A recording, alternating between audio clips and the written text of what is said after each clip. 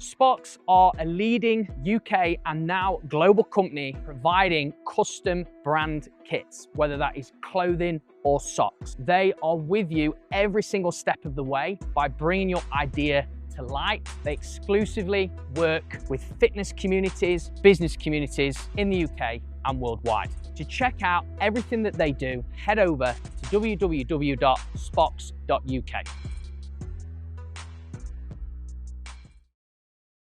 Hey everyone, and welcome back to Master Your Life Beyond the Boardroom. I'm your podcast host, Beastall, and I have a guest on today that, before I actually introduce him properly, we have recently had a live together, which on LinkedIn, we've sort of connected through a mutual connection. Nick, I'm going to plug you in here, my friend. Thank you for that. Puya and myself, we were talking about relationships matter.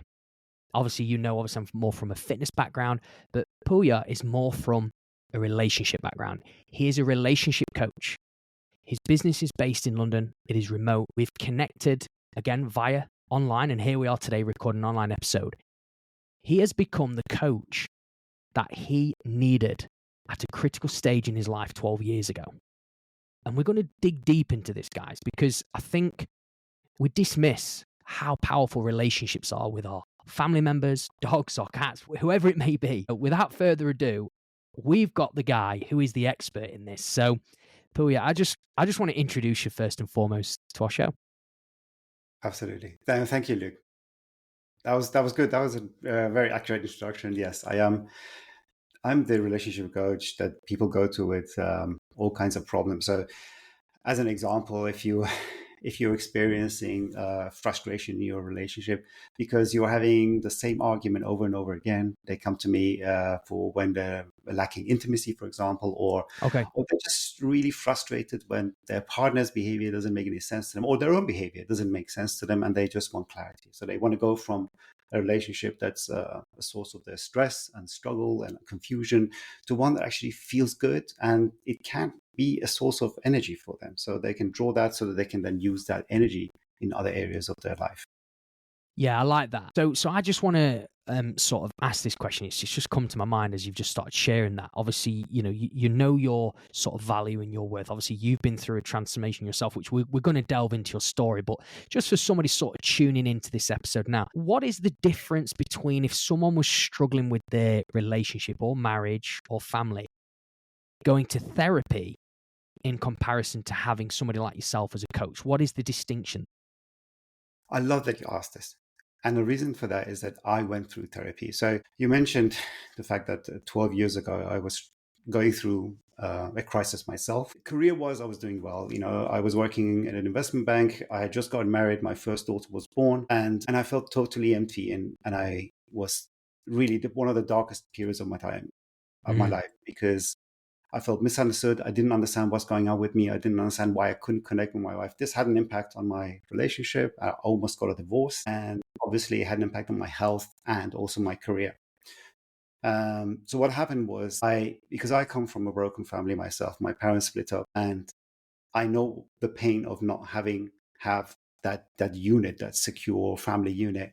And I always told myself, I'm not going to let that happen to me. So when I got to that point and I realized if I don't do anything, I'm going to end up in divorce and I might lose the person closer to me, my wife and my daughter. I said, I'm going to do something about this. I'm going to make this right. And that's when I decided to quit my job. I started to take a step back and started researching what makes the relationship work. And I was surprised how much I didn't know from then. So this was 13 years ago. And I've been researching this ever since. And what happened was when I did manage to save my marriage, thank God. And I'm really grateful because my second daughter was then born. And I went from almost divorce to a thriving marriage. And then that had an impact on my career. My career then took off from then onwards. And it had such an impact on my life. I just wanted to share that with everyone. So my close friends, my colleagues who were in similar situations then came to me and said, Puya, what did you do? What was your secret? And I started helping them, sharing what I knew, what I found out, ways of communicating, understanding, awareness, a lot of these that come into it. But a lot of it is to do with our past. And one thing led to another. And instead of me focusing on being in corporate world, which is 22 years of experience in corporate. About 2 years ago, I decided to, since I saw the difference I'm making in people's lives, and it wasn't a career at that time, I decided to leave my corporate work and corporate job and make this my 100% focus and dedication. And I've been helping people online doing exactly that, basically focusing on the relationship so that they can have an immense impact on the rest of their life, not only on themselves, people around them. And one of the most important things that I keep talking about is the lives of their children. So that's basically what I've been doing in a nutshell. I like this. I appreciate you sharing and being so open and honest as well, Puya, in that. Obviously, you talking about your sort of family upbringing. Obviously, you sort of seen that growing up, which we are going to tap into that as well a little bit, like what that actually looked like, what that, I guess, not installed in you in terms of behavior, but identity. What did, if you was to look back at yourself, we'll go into that. But so if there's someone in this audience today listening and they sat there and they're going, okay, I didn't even know that there was actually relationship coaches out there.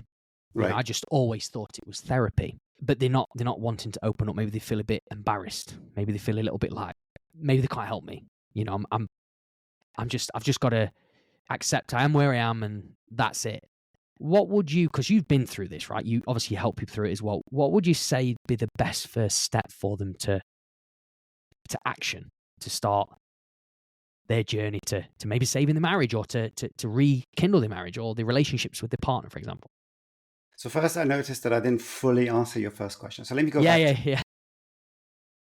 What's the difference between coaching when it comes to relationship and therapy? And I started talking about my past because I mentioned I went through therapy and that didn't help. And now let me explain why. That didn't help because it wasn't personalized enough for me. It seemed like too much of an off-the-shelf approach. We even tried couples therapy, and that was just even worse because this became a venue for couples to vent about each other rather than having individual focus on understanding yourself better to see what difference you need to make inside so that you see the difference on the outside. So that is the main difference with coaching. So therapy focuses a lot on areas that they believe are in general what people need to do in their relationship. And to me, that is too much. And again, I don't want to say too many negative things about therapy because it does help people. But I've found the reason it didn't work for me is because it focused too much on the symptoms rather than the root cause. And that's where I come in. Because to me, if you are focused on the symptoms, all you're doing is just looking at the reaction you're getting from a situation. And it's almost like putting a plaster on something rather than trying to heal it from the inside. So a lot of the work that I do with coaching goes back to the past, especially childhood, and understands why are the behaviors that we have today the way they are and what caused them based on the events that happened in the past. Just to give you a very quick example, the very first relationship that we're exposed to in our lives, all of us, is the one of our parents. And that's when we're born, when we're with our caregivers. That exposure basically defines what we believe love is. That basically models our understanding of love, of what safety means. And the behavior that we're observing become what we see as normal. So if our parents were possibly too distant, we either see that as normal or we go the other direction and get as much away from that as possible. In either case, it has a huge impact on how we behave today. And a lot of that is subconscious. We're not aware of what's happening. So you might be behaving a certain way that is impacting your relationship. And all you see is the result. So you see the consequences of it. And that's what I meant by the symptoms. What you need to understand is if you go back to your childhood, understand how and I'll talk about this briefly maybe, how your attachment style was formed, you're able to then say, and you get a lot of these aha moments. And my clients get a lot of that. So I tell them to go back childhood and they say, and after a while they say, the reason I trigger in this situation is because I observed my parents doing this, for example. So that's where the distinction comes in. Coaching is all about, especially the way I approach it, is to going back, understanding what ties do we need to cut from the past so that we can really get the kind of relationship that we want without any other factors influencing our behavior in a negative way. So this is good. So obviously, what I'm taking from this, what you're sharing, Puya, is obviously you go on a very personalized, deep journey with every individual, and you sort of look at it from a way that is a bit more expansive and like I say, you're sort of looking at it from an intimate way, should we say, than say obviously you've had the therapy experience. Just a question. So you had coaching, individual coaching for yourself, obviously. Did you have individual coaching yourself? Did you come away from therapy and get coached? I didn't get coached. No, I came Okay. out, I had therapy, and that didn't do anything for Okay. me. In a way, I coached myself. Right. I just wondered if your partner had coaching, your wife at the time, or No, she didn't. So she was working, but we had our first child then. So she really, really didn't have any time. She was really focusing on working as a part-time mom and mostly taking care of our firstborn. And I had a full-time job. So there really was very limited time for us to then focus on this. When I quit my job, I spent all of my time researching what makes relationship work. And that's when the difference started happening. So in a way, I didn't plan to become a coach. So in that sense, I didn't try to get a coach in order for me to then coach myself. Based on the research I found, I basically created a methodology that worked for me. And that's what I've been using in my 12-week program with my clients. yeah. Okay, this is interesting. I mean, I love the honesty as well. So obviously you found your way. I'm just trying to understand, and for the guys listening in. So your marriage was on the rocks. Okay, Yes. so you was in a dark place. What triggered you to what was the wake up call? What was the change? What was that moment where you thought, I've got to do something? I'll tell you a story. So I was working at Merrill Lynch at the time. So this was the investment banking, and I remember one day I was sitting at my desk and I was looking from the 20th floor of the building we were in, and this beautiful view, the sunset was there. Somehow something happened in me and I realized I just don't enjoy life. And unfortunately, at the time, I was getting ill a lot. So I remember that particular evening, I had an appointment at a doctor. I went to the doctor. Doctor told me, Puya, you can come here too many times. So I'm going to write in my system that I officially recommend that you quit your job. This was such a ridiculous notion for me that I came home, told my wife, expecting her to laugh and say, this doctor's crazy. Yeah. Instead of that, she actually said, I agree with her. I don't recognize you anymore. So that was, to me, the wake up call. That was a slap in the face for me to realize if I don't change anything, it's just going to get worse. I'm going to head to divorce. So when she said I don't recognize anymore, I realized my personality has changed so much that I'm not the same person anymore. I didn't want to continue in that direction. So I think in that sense, I was fortunate to be able to have that slap in the face to say, okay, you need to do something different. And that's what started it all. So this is great. I mean, that's quite hard hitting, right? You know, that I don't recognize you anymore. I mean, and we're talking from a male point of view, to have that received. I mean, because obviously there's two ways you can sort of go about it, right? Obviously you can have the anger initially of sort of like, well, you could sort of put it back on them and go, I mean, but I don't recognize you anymore. Like, who do you think you are to sort of tell me? So how did you respond to that? Did you sort of like accept it and hold your hands up and take, or did you fight back in any way? I'm just trying to relive that scenario just so, because I'm sure there'll be people listening going, I've had that said to me before, or, I can relate. Yeah. So at the time, because we were struggling, my wife and I, and we didn't really see eye to eye. And this was part of the problem. So I felt I'm unappreciated, misunderstood. I didn't think I could get through to my wife, and I didn't understand her either. But when she said that, I didn't have anything to respond. Really? Honestly, that really took me by surprise. So I didn't disagree with her. I just stayed quiet. And I decided that I get emotional thinking about it, because that was really a moment where I decided, I realized if my wife doesn't recognize me, maybe I've changed so much that I probably don't recognize myself. And what am I doing? What am I doing this for? Why am I working these hours? Why do I have this mindset of what I think success is supposed to be like? And I realized all of that needs to change. I need to reprogram what I think life is supposed to be like. So I honestly didn't have any answer to this. I just spent the rest of the evening thinking about the impact that comment had on me. Honestly, I'm happy that I made the change that I did. Yeah, and that's amazing that you actually sort of just soaked it up, sat with it, chewed it for a while, and then actually, took action off the back of it. So, your career then, would you say that it was very demanding? Like you say, you looked at the 20th floor. It was probably, from the outside, externally, people probably were going, Puya, you've made it. You're on a nice bloated salary, doing really well for yourself. You're in the corporate world. But actually, it was breaking down somebody that you love dearly, but silently sort of, there was a build-up happening, and then it was like, bang, the sort of bomb dropped. I don't recognize you anymore.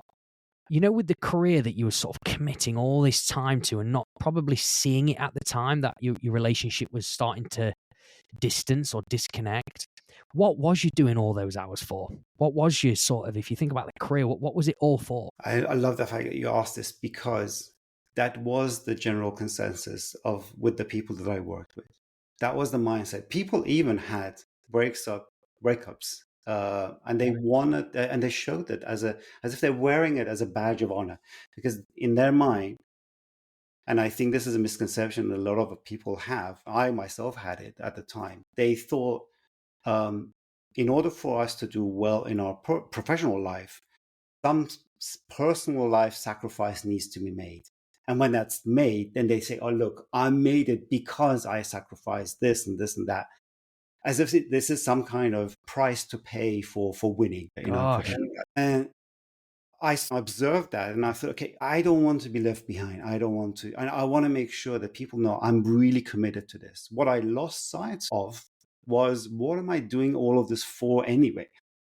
So that's, and I had this background of, I don't want to be the one that breaks up the family. So because as I said, I lived that in my childhood.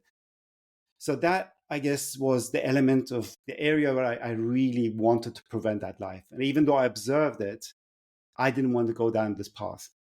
And once I came out of it, looking back, it's like you're in a swimming pool, and then when you look out, when you look from the outside in, you realize how ridiculous all of this mindset is, really, and how unfortunate it is that people don't give the right balance to their career and their personal life. They just focus on one area, and they think that's okay. Everything else can be deprioritized, because my focus is really just to make sure my career succeeds. That's, in my opinion, a flawed programming. Okay, I like that. I mean, I've heard this before. From a couple of guests, sort of, who's been on, hence the name Beyond the Boardroom, right? The corporate space, who you are beyond your workplace or beyond the boardroom. It was a really hard one, because obviously identity crisis, just all work, no sort of life relationship outside of work, right?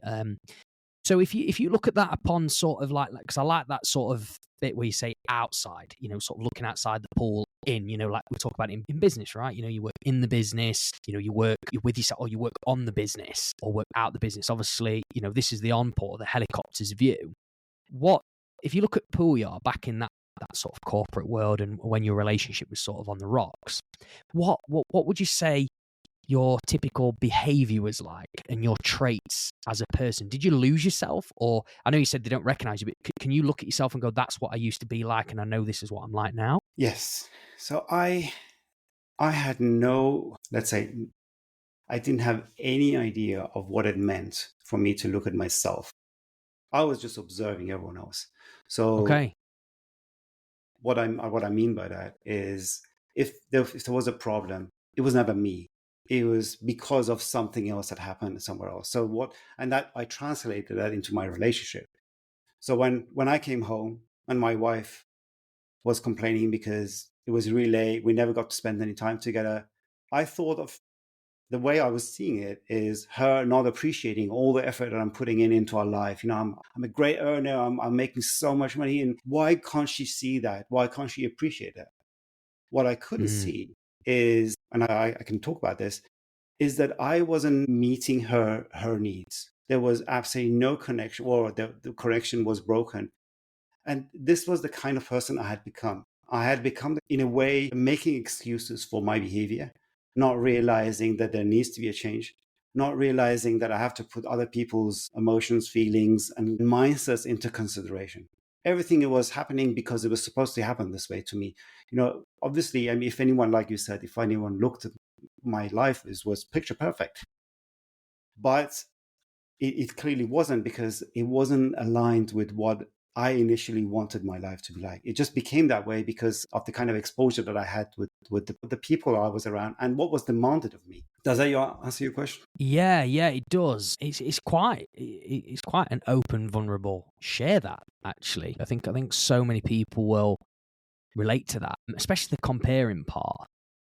Like, what was you actually comparing to when you look at others? What sort of drawn your attention to that rather than just focusing on, say, your own lane or your own self in that world? Sorry, look, I didn't quite get the question. So you said obviously you was comparing yourself to the others around you, like you was looking at what you was always looking at them and what they was doing. But in that, obviously, from what you shared, what I'm sort of understanding is that by you constantly looking at what everybody else was doing and right. looking at that, you sort of lost yourself in that process. So I'm just wanting to for the audience to understand what is it that you was comparing to? Was it their status? Was it sort of the money that they was earning? Was it just like trying to follow them in what they was doing? I'm just curious. Yeah. So a lot of it was how much effort you're putting into your career. If someone was putting an additional 20 hours per week, and if someone else was putting 25, the one who was putting 25 would look better. So Okay. it was almost demanded of you that you do sacrifice your personal life. And if you didn't, people look down on you.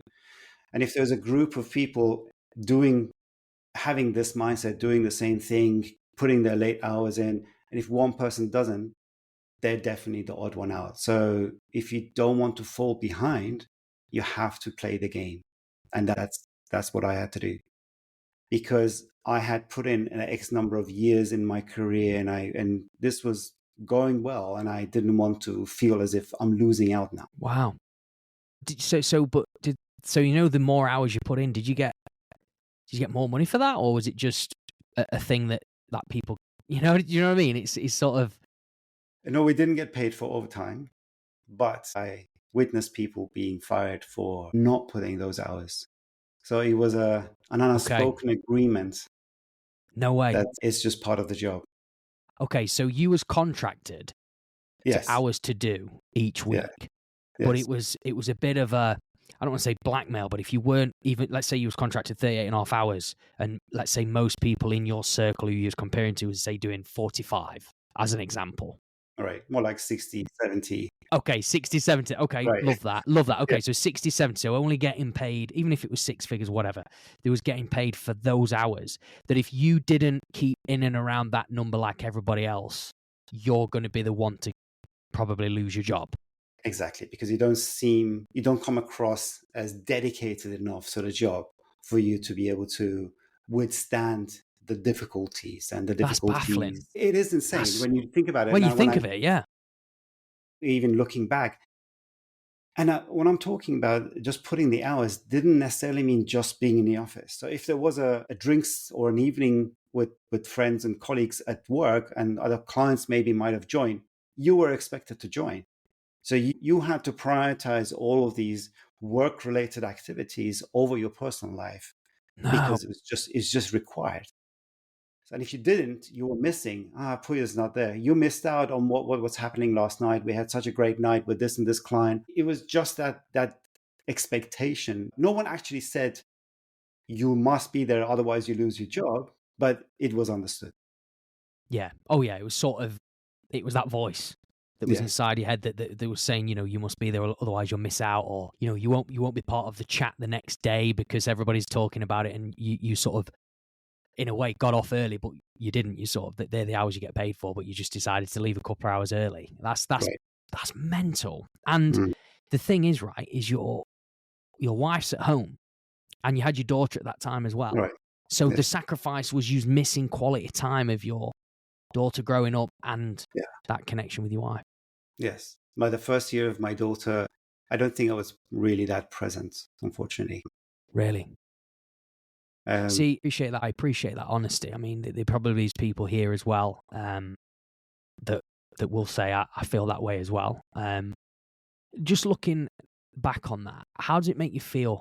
In a way when you share this openly. in some way, just going back to what I felt at the time, it makes my heart sink, because Yeah.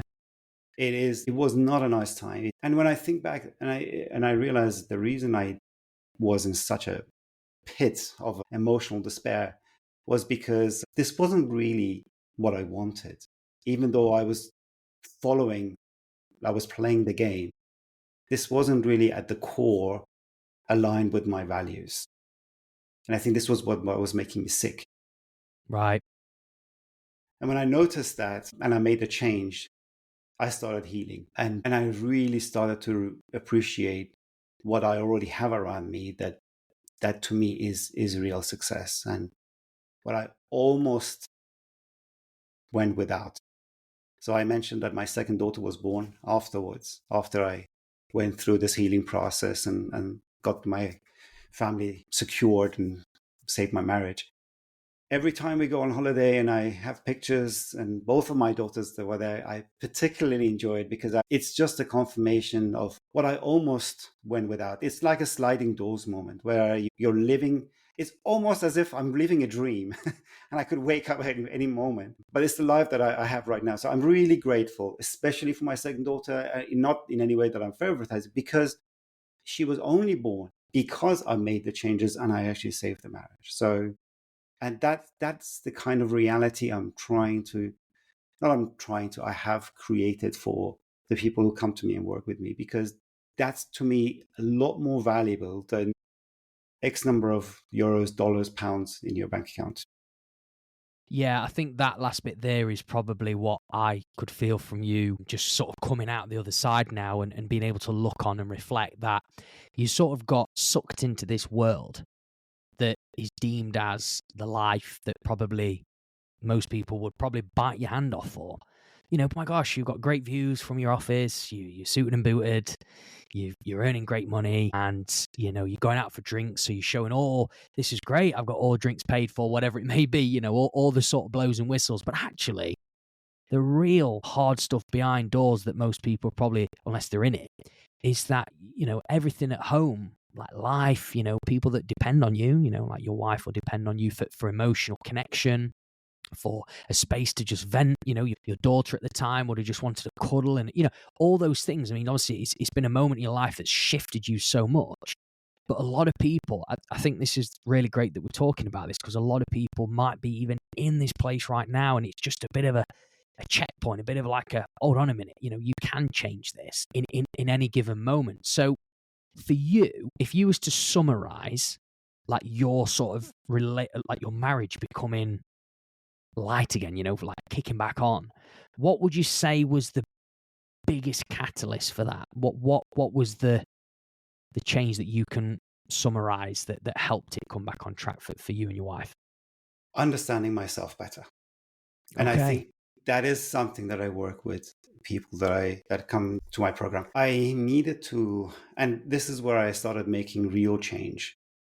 When I understood myself and my past and the influence of the past on my present, and I keep going back to that, I could understand where I needed to make the changes. How do I get to appreciate, when my wife's talking to me, how do I get to appreciate her point of view in a way for me to be able to communicate rather than just us fighting each other? So, and again, I don't want to paint the picture as if we never argue or there's never conflicts. No, There no. is, of course, but that is a misconception people have, that they think perfect relationship has to be one without conflict. No, it is just about how you fight the difficulty to challenge us together, rather than her being the challenge or him being the challenge in the relationship. And I think this is where I went from thinking that my partner is really the issue why I'm feeling this way, to realizing, hang on a second, we have this problem here that it's on one side and the two of us on the other side. and actually we are against the problem. This change in mindset is where I started making shifts. And I could only do that when I understood myself better, when I understood how I connect with other people, what my attachment style is, what triggers me, what makes me say the things that I am. And at the same time, what changes do I need to make in order to communicate better, to express my needs better? All of that built up to having a relationship where we were closer than ever before. And I think everybody can get this. Everybody can have that kind of relationship. Yeah, I like that sort of belief part as well, that there is a solution. Because, like you say, I'm sure you hear it, and I've seen it in some of your like sort of content posts, that a lot of people think that, not that they're like the unfixable sort of thing, this is just the way it is sort of thing. One thing that really stood out to me, really made sense, and I'm so glad that you sort of shared that part on, I needed to understand myself better, because that's a total 360 from obviously the I don't recognize myself anymore. It's like they link so well together. And that's really key here. And this is something that, just for the audience listening at this point, obviously Puya shared some great stuff, but just so that I'm bringing them into this, is that it's starting with you. So Yes. what you've done as a man, and even if this is a female listening as well, is you've had the courage to take ownership. Yes. That's a hard thing. That is a hard thing. You're absolutely right. It's a lot easier, and this is what my problem was. It's a lot easier to put the blame on everyone else. It's quite difficult for you to admit that there is a flaw in you that you need to really address before things can really make a difference. Yeah, I think as much as that is a bit of a dip and a punch and a chip into the old ego and stuff, but it really is the stuff that matters. Like, relationships matter. I love that, drilling that in. I love the fact that, you started working together. You sort of met each other where you're at. Obviously, again, you said earlier that one thing that caused that tension and that disconnect was you wasn't really meeting her needs. So Yes. what, for you to understand yourself better, I just love to know, so maybe we can understand and I can understand as well, is that what work did you do together to sort of resolve these issues, rather than, pointing fingers at each other saying it's your problem, it's your problem, it's your fault, it's your fault? How did you come together as a team? That's a really good question. So that's the ultimate goal. You want to get to a situation where you feel as if you're a team, because you really Yeah. are. You're in this together. We all have challenges in our life, but if you feel as if you're alone meeting these challenges, rather than then it's a lot more difficult. But if you feel as if you're in this together, you actually battle these challenges together, it becomes a lot easier. And actually you grow together, you strengthen your bond together, because especially if you overcome the challenges, you think, yeah, that's how it was 2 years ago, but now we've gone so far, and just remembering the challenges you had would make you a lot happier. So part of my program actually focuses on this. So there's 3 areas in my program. The first one is awareness, where we understand ourselves better. And this is where it's so important for me to have that as the first step, because that is really literally what's needed for you to make changes. The second part is change, which means you need to start making changes in the way you do things.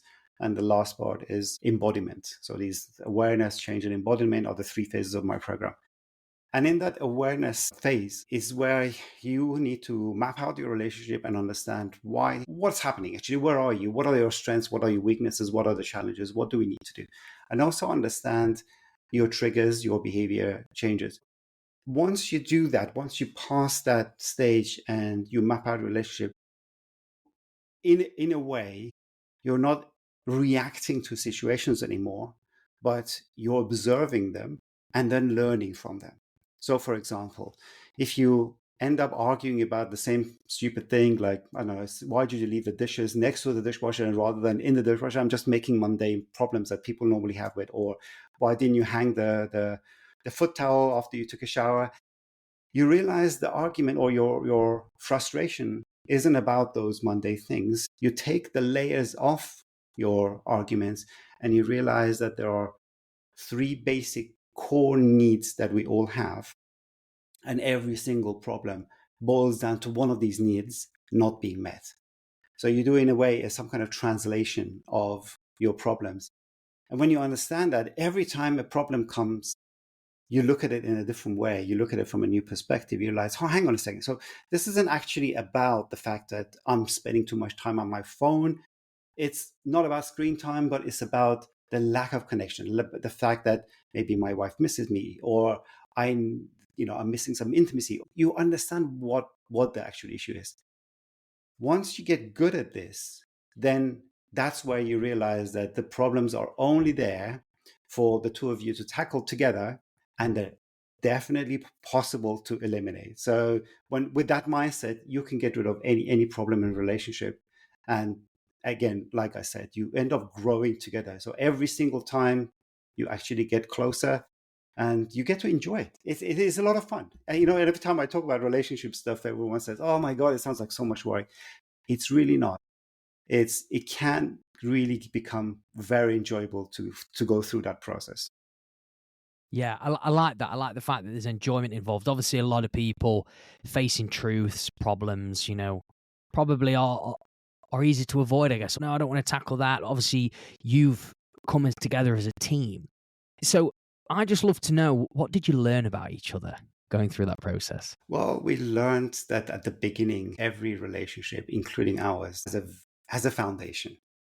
And it's important to remember what that rock is, what that foundation is, that you can always fall back. One thing that's interesting, and I think almost every single couple can go through this exercise, is to understand why they chose their partner in the first place. And, and Yeah. again, this is really fun to find out. A lot of the times we look for partners because they have characteristics that we ourselves are missing. So in a way, subconsciously, we look for someone who completes us. So if we're not a very emotional person and you end up being with someone who's a very emotional, you end up, even though you don't realize it, or you might on the surface ridicule it, you actually really enjoy the fact that they have something that you are absolutely missing. So this is something that when we find these things about each other, we realize how powerful they can be, because it works really well together. If you find someone is exactly like you, the chances of you making it is actually less than if you find someone who has quite different characteristics than you. And purely because of that, because again, we look for people who complete us, who make up for our lacks, because together you're much stronger as a unit. Yeah, I couldn't agree more with that. And quite interesting. I was sort of smiling when you was talking about the characteristics part, or, what made you decide to connect with your partner and take it to another level in your relationship, whether that's just boyfriend, girlfriend, and then going to like marriage and all that kind of stuff. It is so true. We've always sort of said this, not taken away from you, Puya, but like, just like with myself and Abby, we've sort of done the opposites attract. That's been definitely the foundation of, say, our relationship.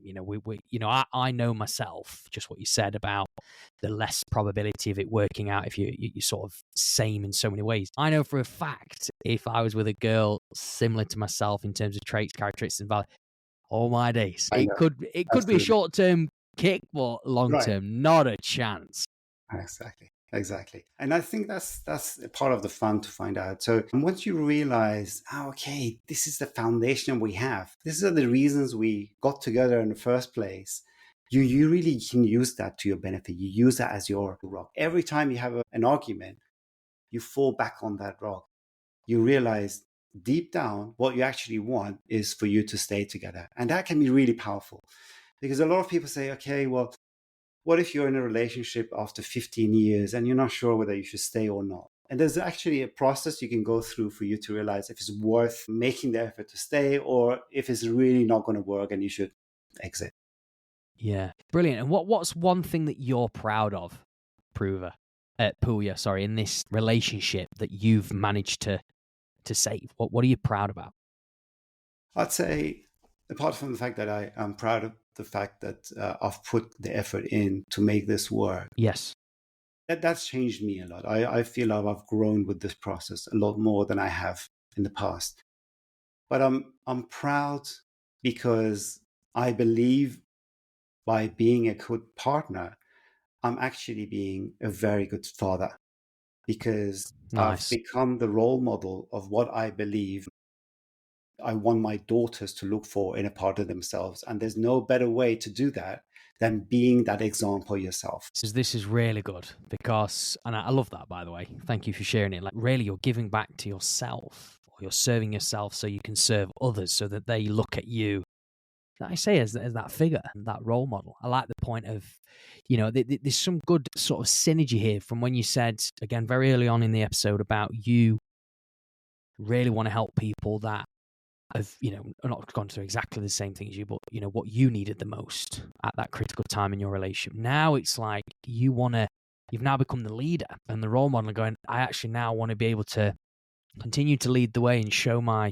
family, my daughters, that this is what it can give, and this is what it, I hope that what I'm doing can help you find, a good partner, the right partner, so you can have a happy marriage. I mean, we know nothing's going to be great. We know nothing's linear, nothing's perfect. And that's fine. But the fact that you've been able to show the highs and lows and still come together as a team, I think is great.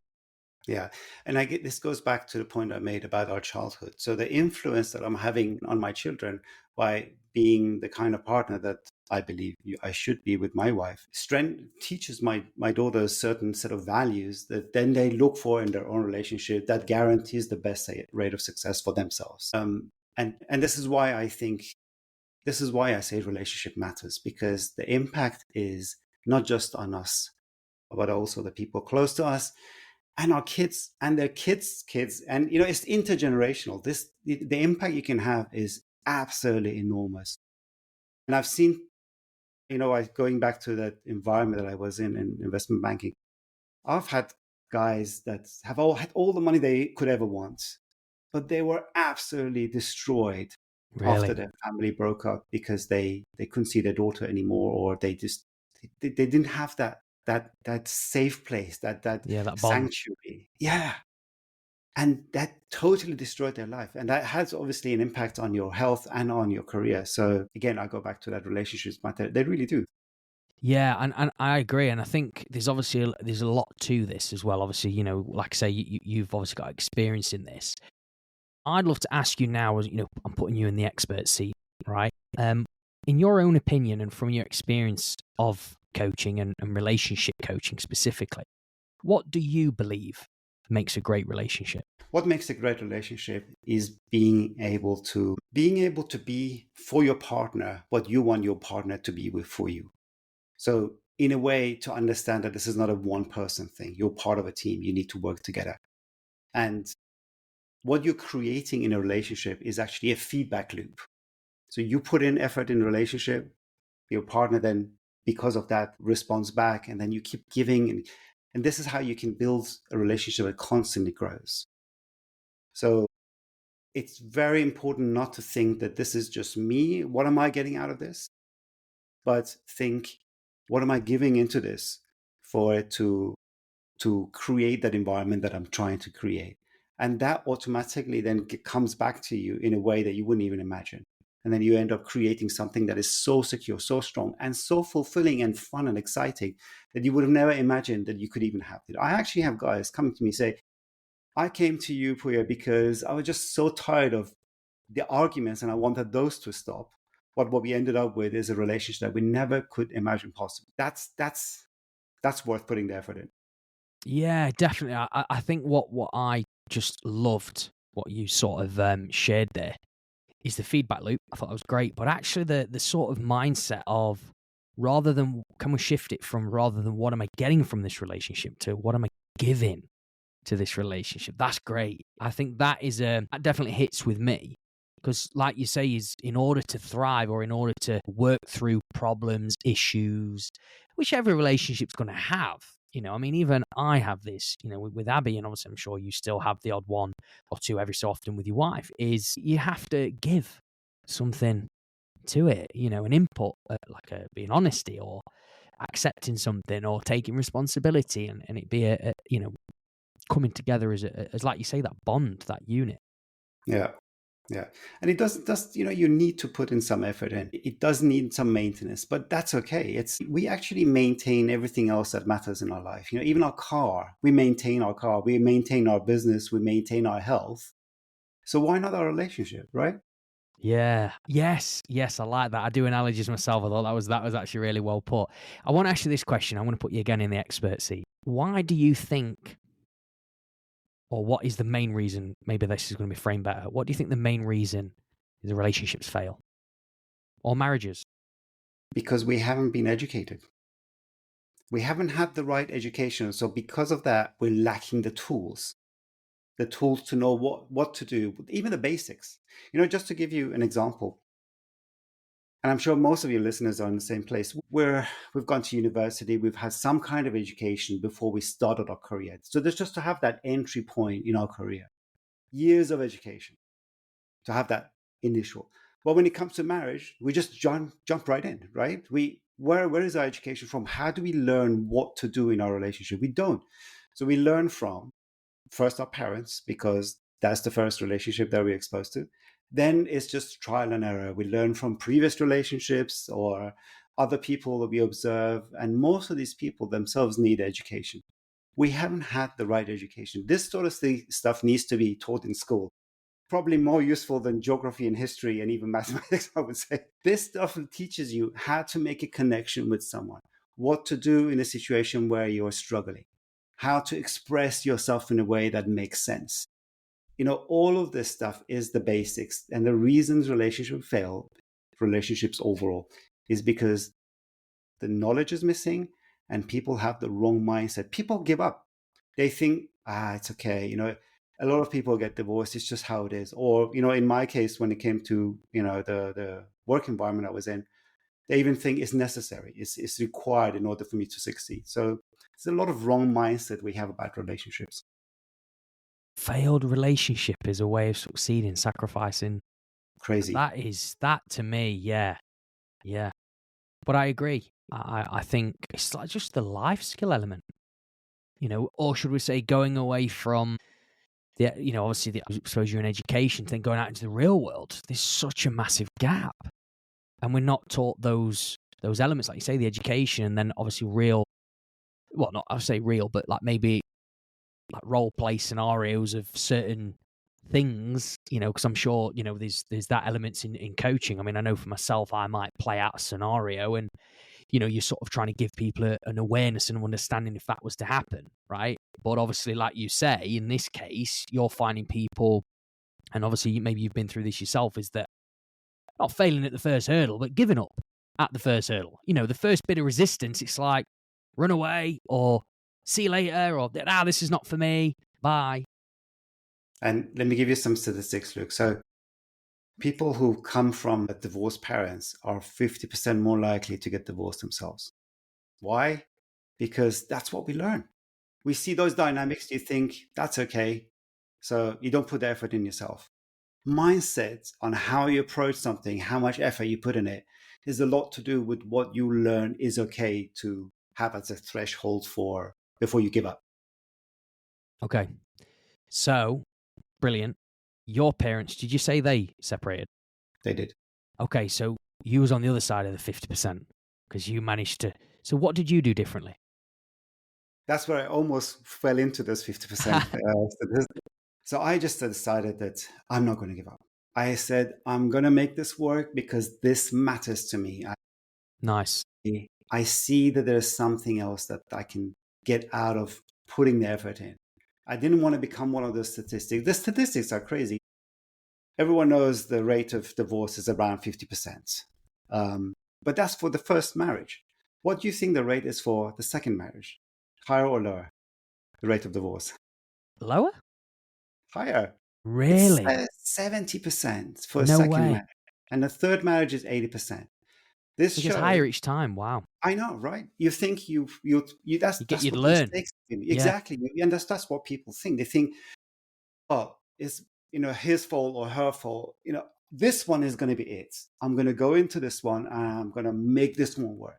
What we don't realize we're doing is all the lack of knowledge and tools and all the mistakes that we have, we carry those over from one relationship to the next, and we don't learn anything new. We haven't worked on ourselves. We haven't worked on our flaws. So we just make the same mistakes again. And at the same time, we have another addition to the list of expectations that we have from our partner, which, by the way, is very important to address those at the very beginning of a relationship. And then it has even higher chance for failing.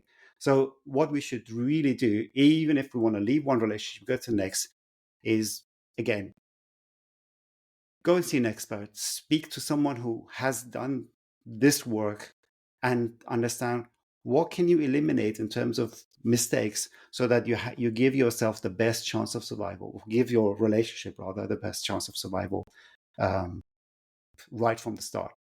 Yeah, I think that's great. That's great advice there, Puya. I think as well, just like you say, understanding yourself better. I think that's coming to mind just from what you've shared there, but also learning from your mistakes. That when you enter a new relationship, if you are someone that's been through, divorce or separation, that you've checked in, slowed down a little bit, present with it, and just, work on those things, not just avoid it, work on those things. So, when you find your new partner, it can really, you can connect and be a team from the get-go rather than sort of finding yourself coming across the same problems again. Yes. Can I give a piece of advice to anyone who might be in that situation if they're at the Yeah. beginning of their life? So one of the biggest mistakes that we do is we have expectations. We have a list of expectations when we go into a relationship. And some of those might sound completely like common sense. One of the expectations is that your partner stays faithful, right? But that is still an expectation that is on our mind. We have other ones that are less obvious, but we don't even communicate them. So I would say, one of the biggest advice I can give to people, especially at the beginning of the relationship, sit down with your partner. As obvious as it might sound, list out all the expectations you have and communicate those to your partner. And you get your partner to do the same. You put everything on the table, and then you know where you stand. You don't go 5 years down the line and then turn that expectation that you had that was probably never met into a resentment that then starts creating problems for you. So everything's out in the open. You know where you stand. You know where your partner stands, and this will do magic for you. Really, this was one of the biggest recommendations I would give to anyone starting out. I think that's great, and I definitely feel that there'll be probably people that may have done something similar, or actually think, actually, do you know what, that actually really sound advice, especially because I'm on the hunt for a new partner, or it's all good things there. So I appreciate you sharing that. Well, we are sort of coming to the conclusion of this episode. Mad how sort of time goes by. I have got a question for you. It's the second to last one, but it's the main one that I want to ask you from your perspective. What does mastering your life mean to you? In my opinion, mastering your life means to get a life where you have as little regrets later on as possible. So you feel as if you've really made a difference to other people's lives, not just your own. I love that. Short, punchy, impactful, and no regrets. I think that's great. And obviously being able to give back to people, I really, really appreciate that. So look, if anyone's sort of watching this or listening back to this and they want to connect with you, they want to sort of find out more about your work, what you do, where is the best place? So I'm on LinkedIn, so you can just send me a message on LinkedIn. I've also got a website, which is basically my name. So puyadelavar.com. I'll give you those if you want to add those. Yeah. Podcast. I would say just reach out to me either by send me a message on LinkedIn, or if you're not on LinkedIn, then my phone number is on my website. You can just send me a WhatsApp or a message. And what I recommend people, if this is something that is important for them, and I recommend that they find it important because it does make a difference, is just to set up a conversation with me. I welcome anyone coming in just to say, I'm interested in this. What do I do next? And we start by having a very private, very relaxed conversation. Again, I want to make sure I'm the guy I needed 12 years ago. If I can make a difference in other people's lives, I'm there for you. I like that. Very genuine. Obviously, you can tell that you take your work seriously, but ultimately, you want to help people with their relationships, which I think is fantastic. And we'll make sure, though, Puya, that everything where people can discover your work, connect with you, start a conversation. I think that's really key there. The starting the conversation part, just to at least explore something, and whether it goes anywhere, who know, you don't know until you just have that initial chat. But look, final thing from myself. Thank you so much. I know you're in Germany as well, so thank you so much for spending, well, I should not say spending, but investing this hour. It's been a pleasure to have you on our show. Absolutely. Look, I really enjoyed our conversation like always. So it's been a pleasure being here as a guest. Thanks again.